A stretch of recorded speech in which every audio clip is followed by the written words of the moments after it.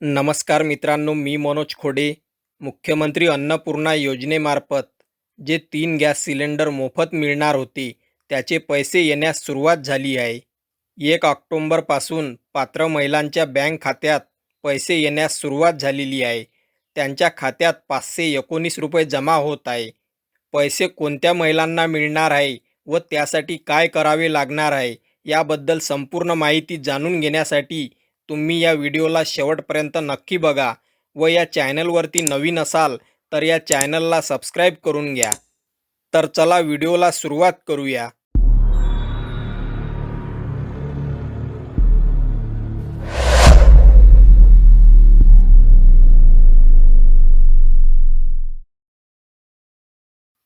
तर पहा, माझ्या खूप साऱ्या माता बहिणींचा हा प्रश्न होता की या योजनेचा लाभ हा कोणत्या महिलांना मिळणार आहे. तर पहा, ज्या महिलांकडे उज्ज्वला गॅस कनेक्शन आहे व ज्या महिला लाडकी बहीण योजनेसाठी पात्र ठरलेल्या आहे, अशा महिलांना या योजनेचा लाभ मिळणार आहे. म्हणजे हे 3 गॅस सिलेंडरचे पैसे त्यांना मिळणार आहे. आता यासाठी अटी पहा कोणकोणत्या आहे. पहिली अट, गॅस कनेक्शन हे महिलेच्या नावावर असणे आवश्यक आहे. दुसरी अट, 1 जुलै 2024च्या आत रेशन कार्ड हे बनलेलं पाहिजे व त्या रेशन कार्डमध्ये पात्र महिलेचे नाव असणं गरजेचे आहे. एका रेशन कार्डवरती एकाच महिलेला या योजनेचा लाभ मिळणार आहे. म्हणजे वर्षाला 3 गॅस सिलेंडरचे पैसे पात्र महिलांच्या बँक खात्यात जमा होणार आहे. आणि हा लाभ फक्त पिवळे आणि केसरी रेशन कार्ड ज्या पात्र महिलेकडे आहे त्यांनाच या योजनेचा लाभ मिळणार आहे. तिसरी अट, तुमचे आधार कार्ड हे तुमच्या बँक खात्याशी DBT ॲक्टिव्ह असणं गरजेचे आहे. तेव्हाच या योजनेचे पैसे तुमच्या बँक खात्यात जमा होतील. आणि जर DBT ॲक्टिव्ह नसेल म्हणजे आधार सीडिंग नसेल तर तुम्हाला पैसे मिळणार नाही. लक्षात असू द्या. आता सर्वात महत्त्वाचा प्रश्न, या योजनेसाठी फॉर्म कुठे भरायचा, तर ते सुद्धा सांगतो.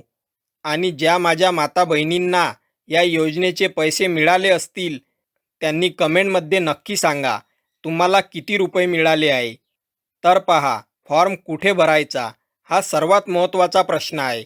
परंतु मी तुम्हाला सांगतो, यासाठी फॉर्म भरायचा नाही. यासाठी फक्त तुम्हाला तुमच्या गॅस एजन्सीमध्ये जाऊन KYC करायची आहे. आणि KYC करण्यासाठी तुम्हाला कोणकोणती कागदपत्रे लागणार आहे. पहा, तुमच्या गॅस कनेक्शनचे जे पासबुक आहे म्हणजे गॅस कनेक्शनचे जे पुस्तक आहे ते पुस्तक तुम्हाला लागणार आहे. त्यानंतर आधार कार्ड आणि त्यानंतर रेशन कार्ड. आणि स्वतः तुम्हाला गॅस एजन्सीमध्ये जायचे आहे. KYC करायला पैसे लागत नाही असे सरकारने सांगितले आहे. कारण KYC करणे अत्यंत गरजेचे आहे. तुम्ही जर KYC केली नाही तर तुम्हाला या योजनेचा लाभ मिळणार नाही.